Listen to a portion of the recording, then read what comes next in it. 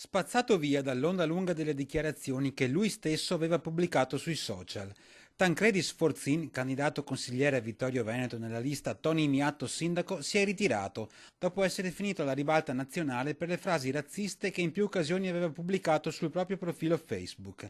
Sforzin, insegnante in una scuola primaria a Gagliarine, aveva preso di mira soprattutto i migranti africani, definiti ripetutamente con il noto epiteto dispregiativo ed al centro di insulti come questo.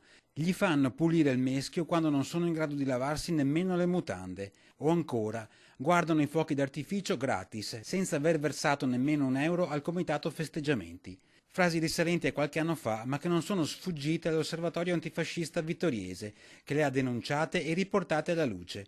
Un catalogo di frasi aggressive e razziste, arricchito, in occasione del Panevin, dell'intenzione di bruciare tutti i libri di Gramsci della biblioteca di Vittorio Veneto e da farneticazioni inneggianti ad un fuoco sacro degli antichi per curare tutti i mali del corpo e della mente. Una misura decisamente colma, e la bufera che si è scatenata ha portato sia il capolista che il candidato sindaco Tony Miatto a prendere le distanze da Sforzin, costringendolo di fatto a fare un passo indietro.